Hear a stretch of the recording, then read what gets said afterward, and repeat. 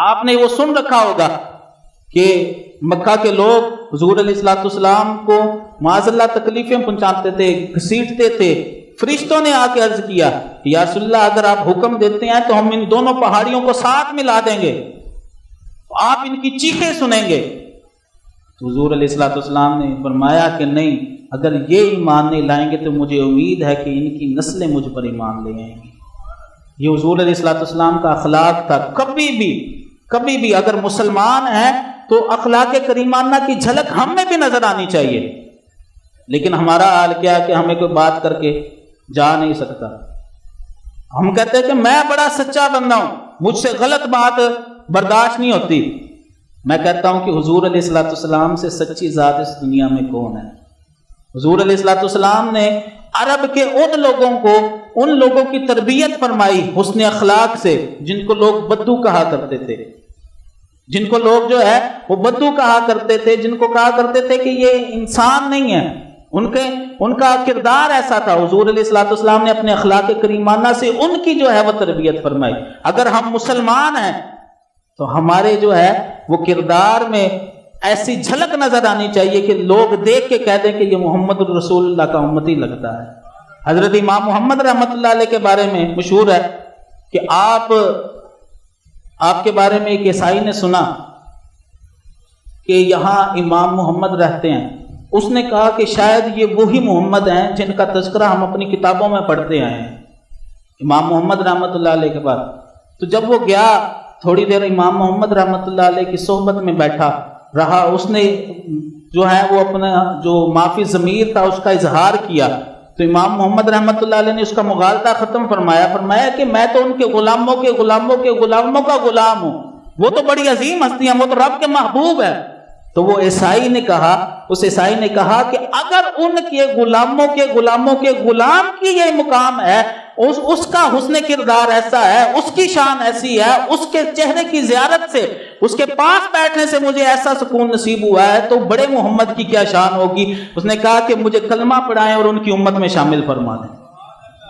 تو حضور علیہ الصلوۃ والسلام کے غلاموں کا اگر ہم ہر سال جھگڑتے ہیں، ہر سال جو ہے وہ یہ مسائل بیان کیے جاتے ہیں کہ نہیں جی جھنڈیاں لگانی چاہیے، لائٹیں لگانی چاہیے، روشنائی کرنی چاہیے، سارا کچھ کرنا چاہیے، بالکل جائز ہے، میلاد کی محفلیں سجانی چاہیے، بالکل جائز ہے، لیکن میں مشورہ دوں گا کہ زیادہ زور گلی سجانے پہ نہ دیں، زیادہ زور اپنے باطن کو سجانے پہ دیں۔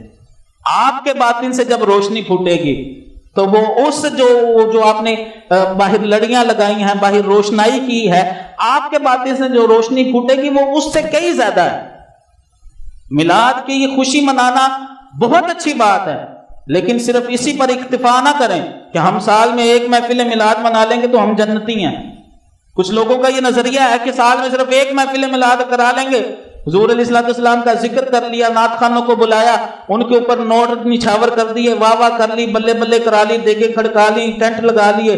اور کئی لوگوں کو تو ہم نے دیکھا ہے کہ وہ جو ساؤنڈ سسٹم، وہ جو لائٹنگ ہوتی ہے، وہ ڈائریکٹ جو ہے وہ چوری کی تار لگائی ہوتی ہے۔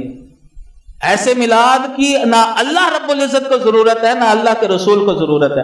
ایسا میلاد ہرگز قبول نہیں ہوگا، ایسی محفل ہرگز قبول نہیں ہوگی۔ اگر آپ نے محفل میلاد مصطفیٰ کروانی ہے، بے شک کروائیں، وسائل ہیں تو وسیع انتظام کریں، وسائل نہیں ہیں تو ہم سمجھتے ہیں کہ جی ہم ٹینٹ لگائیں گے، دیگیں پکائیں گے، لائٹنگ کریں گے، مہمانوں کو بلائیں گے، نعت خوانوں کو بلائیں گے، ان پر نوٹوں کی گدیاں نچھاور کریں گے تو پھر ہماری محفل میلاد مصطفیٰ ہوگی۔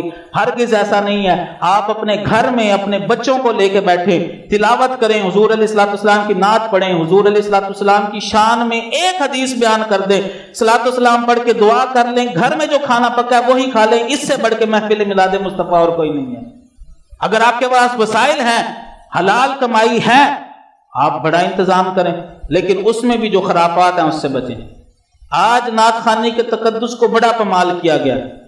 نعت خوان ایسے ایسے آتے ہیں اور ایسی ایسی ان کی ڈریسنگ ہوتی ہے، اور میں زیادہ کھل کے بات نہیں کرتا، دیکھ کے ایسا لگتا ہے کہ یہ اپنی باجی کا لباس پہن کے آیا ہے، ایسا چمک دمک والا لباس پہن کے، اور منہ میں پان ڈال کے اور شیو کر کے اور داڑھی کٹوا کے اور زلفیں بڑھا کے وہ نعت پڑھنے کے لیے آتا ہے، اور نعت پڑھ کے نہیں جی بس جی میں نے اگلی جگہ جانا جی میری حاضری پوری، بس حاضری لگوانا مقصود تھا. وہ ان کے جو تماشے ہوتے ہیں اور بس نوٹ اکٹھے کیے اور نوٹ اکٹھے کر کے نکل گئے. اصل قصور ہمارا ہے. ہمارا دل جلتا ہے کہ ہم جب اس طرح کے کام دیکھتے ہیں کہ لوگ جو ہے وہ نعت خانوں پر، ایسے لوگوں پر جو اپنا گانوں کی طرز پہ نعتیں پڑھتے ہیں، جو گویے قسم کے لوگ ہیں. حالانکہ نعت خانی کا سر کے ساتھ ہرگز کوئی تعلق نہیں ہے. آپ دل سے نعت پڑھیں. آپ جو ہے علامہ اقبال رحمۃ اللہ علیہ کے بارے میں کبھی کسی نے نہیں یہ کہا کہ وہ سارے سر جانتے تھے، وہ سارے راگ جانتے تھے، ان کی آواز کا لیول بڑا بلند تھا، وہ جب آواز اٹھاتے تھے تو لوگ اش کر اٹھتے تھے. لیکن حضور علیہ الصلوۃ والسلام کی بارگاہ میں مدح سرائی کی. آپ نے فرمایا مغز قرآن روح ایمان جان دین، مغز قرآن روح ایمان جان دین است حب رحمت للعالمین. علامہ اقبال رحمۃ اللہ علیہ نے فارسی میں شعر کہے. علامہ اقبال رحمۃ اللہ علیہ نے جو ہے وہ اردو میں اشعار کہے. علامہ اقبال رحمۃ اللہ علیہ نے حضور علیہ الصلوۃ والسلام کی مدح سرائی کی. آج ان کا نام زندہ ہے. لیکن ہمارے نعت خواں جو ہیں وہ بس جی میں حاضری لگوانا مقصود تھا، میں نے آگے بھی جانا اور اس طرح کرنا اس طرح کرنا، اور نوٹ اکٹھے کرتے ہیں. نوٹ اکٹھے کر کے جو ہے وہ دمال دمول ڈال کے چلے جاتے ہیں. دف بجا رہے ہیں لوگ، ڈھولکیاں بجا رہے ہیں. تو ہمارا یہ رواج بن چکا ہوا ہے کہ ہم ایسی چیزوں کو پسند کرتے ہیں. مارکیٹ میں ان کی ڈیمانڈ بڑھتی جا رہی ہے. علماء کا ہم بیان نہیں سنتے. ایک حدیث پاک زندگی بدلنے کے لیے کافی ہوتی ہے. غوث پاک رحمۃ اللہ علیہ آپ کی جو زندگی مبارکہ جہاں سے ابتدا ہوئی، آپ کہتے ہیں کہ میں فقر کے عالم میں تھا، فقر کے عالم میں تھا. میں جو ہے وہ گھسا پیٹا ہوا، کپڑے پھٹے ہوئے تھے. ایک دن کہیں سے کھانا ملا، میں مسجد کی دیوار کے ساتھ بیٹھا کھانا کھا رہا تھا. کھانا کھاتے کھاتے مسجد کی دیوار پر نظر پڑی، وہاں پر ایک حدیث لکھی ہوئی تھی. کہنے لگے میں نے وہ حدیث پڑھی، اس حدیث سے جو ہے وہ میری زندگی بدل گئی. ایک حدیث پاک جو ہے وہ زندگی بدلنے کے لیے کافی ہوتی ہے. ہم نے میلاد شریف کا تقدس بڑا خراب کیا ہوا. ساری رات نعتیں پڑھتے ہیں، صبح فجر کی نماز کے وقت مسجد خالی ہوئی ہوتی ہے. ساری رات نعتیں سنتے ہیں، صبح فجر کی نماز کے وقت مسجد خالی ہوئی ہوتی ہے. ساری رات لوگوں کو تنگ کرتے ہیں. یہ ہرگز نہیں ہے. فرمایا المسلم من سلم المسلمون من لسانہ و یدہ، مسلمان وہ ہے کہ دوسرا مسلمان بھائی اس کی زبان اور اس کے ہاتھ سے محفوظ رہے. اگر کوئی گھر میں بیمار ہے، اگر کوئی کہیں واش روم میں بیٹھا ہوا ہے، آپ اونچا لاؤڈ سپیکر کر کے جو ہے تو آپ نعت خوانی کر رہے ہیں اور ساری رات آپ ایک لمحے کے لیے بھی ٹائم نہیں دے رہے، تو کیا یہ آپ کی نعت خوانی بالکل عین سنت کے مطابق ہے؟ اگر کوئی کہیں بیمار ہے، وہ درد سے گرا رہا ہے، وہ سونے کی کوشش کر رہا ہے کہ میں تھوڑی دیر سو جاؤں گا تو مجھے جو ہے وہ اذیت سے، جو تکلیف سے جو ہے وہ مجھے نجات مل جائے گی، لیکن آپ جو ہے وہ بلند آواز سے لاؤڈ سپیکر کر کے آپ نعتیں پڑھ رہے ہیں. آپ کہتے ہیں کہ میں عاشق رسول ہوں. کبھی بھی اللہ رسول اس کو پسند نہیں فرمائیں گے. آپ نے محفل میلاد مصطفیٰ کرنی ہے تو ٹائم ایسا رکھیں. اول تو یہ ہے کہ آپ مسجد میں محفل رکھیں، مسجد میں محفل رکھیں، سارے محلے دار مسجد میں اکٹھے ہوں، مسجد میں باجماعت نماز ہو، اس کے بعد جو ہے وہ تلاوت اور نعت اور پھر بیان کے بعد آپ نے اگر لوگوں کو کھانا کھلانا ہے کھانا کھلائیں، اس کے بعد لوگ اپنے گھروں کو جائیں. اور ٹائم اس کا یہ ہو کہ آپ نے عشاء کے بعد 1 گھنٹے کے لیے محفل میلاد کافی ہے. اگر آپ نے اور زیادہ لمبا کرنا ہے، آپ عصر کی نماز کے بعد شروع کریں، عصر کی نماز جماعت کے ساتھ پڑھیں، مغرب کی نماز جماعت کے ساتھ پڑھیں، عشاء کی نماز جماعت کے ساتھ پڑھیں، عشاء کی نماز کے بعد کھانا کھائیں، لوگ اپنے گھروں کو جائیں.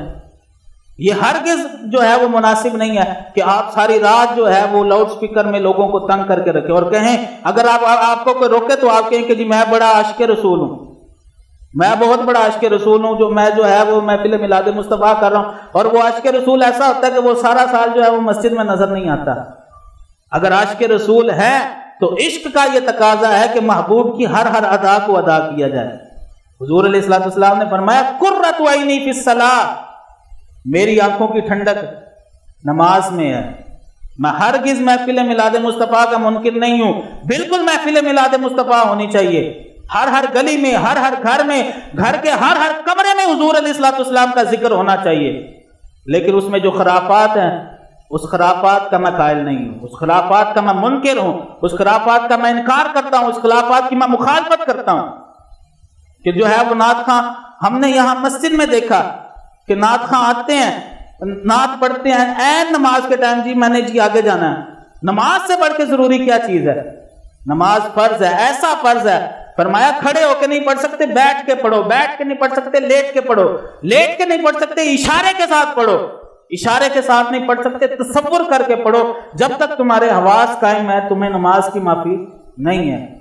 ہم سمجھتے ہیں کہ ہم سال میں ایک محفل میلاد مصطفیٰ کر لیں گے تو ہماری نجات ہی نجات ہے۔ بے شک محفل میلاد مصطفیٰ حضور علیہ السلام کے ذکر میں نجات ہے، لیکن ساتھ اس کے لوازمات بھی پورے کریں، ساتھ مسلمانوں کا بھی خیال رکھیں، ساتھ اپنے والدین کے حقوق بھی پورے کریں، ساتھ اپنے بیوی بچوں کے حقوق بھی پورے کریں۔ حضور علیہ السلام کی سنتوں میں سے ایک سنت یہ بھی ہے، حضور علیہ السلام جب اپنے کشان نبوت میں تشریف لاتے تھے، حضور علیہ السلام مسکراتے ہوئے چہرے کے ساتھ تشریف لاتے تھے۔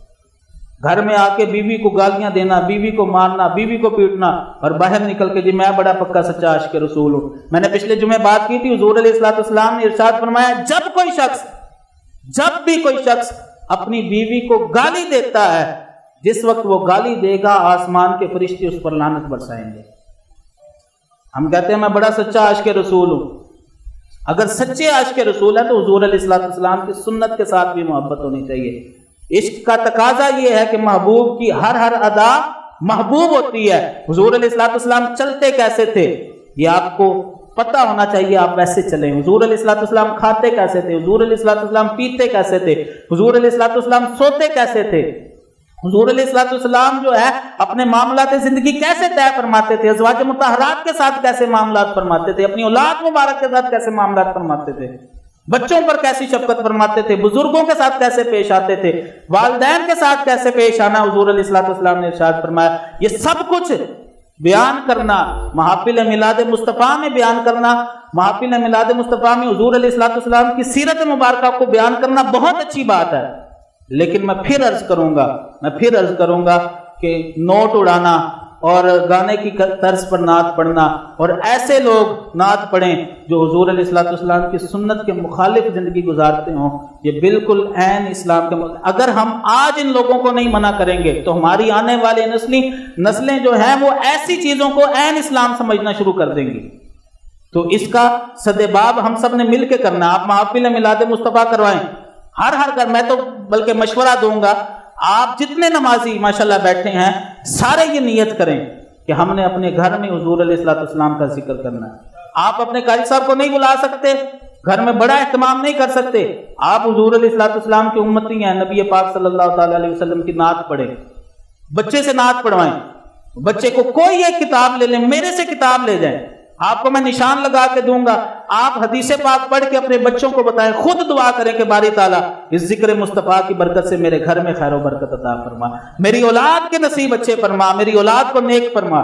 آپ خود اہتمام کریں، ہر مسلمان یہ اہتمام کرے، ہر مسلمان۔ آپ لڑائی جھگڑا چھوڑ دے، ہم حضور علیہ السلام کی امتی ہیں۔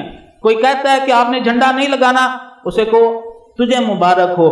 اگر آج میں گناہگار ہونے کے باوجود بھی میری شکل نہیں تبدیل ہوتی تو یہ مصطفیٰ کریم کی آمد کا ہی صدقہ ہے۔ میں تو اپنے گھر پر جھنڈا لگاؤں گا، میں اپنے جو ہے وہ گلی میں روشنائی کروں گا، میں اپنی گلی میں جو ہے اپنے گھر کے باہر جھنڈیاں بھی لگاؤں گا، سارا کچھ کروں گا، محفل میلاد مصطفیٰ بھی کروں گا، یہ سارا کچھ کریں، لیکن ساتھ ساتھ یہ یاد رکھیں کہ میں نے اپنے مسلمان بھائیوں کے حقوق بھی ادا کرنے ہیں، ساتھ ساتھ یہ بھی یاد رکھیں کہ میں نے اللہ رب العزت کے حقوق بھی جو ہے وہ ادا کرنے ہیں، ساتھ ساتھ یہ بھی یاد رکھیں کہ مجھ پر میرے بیوی بچوں کے حقوق بھی ہیں، مجھ پر میرے ملازموں کے حقوق بھی ہیں، مجھ پر میرے ملنے جلنے والوں کے حقوق بھی ہیں، سارے لوازمات پورے کریں۔ بندہ مومن فرمایا یا ایھا الذین آمنوا ادخلوا فی السلم کافہ، اے ایمان والو اسلام میں پورے داخل ہو جاؤ۔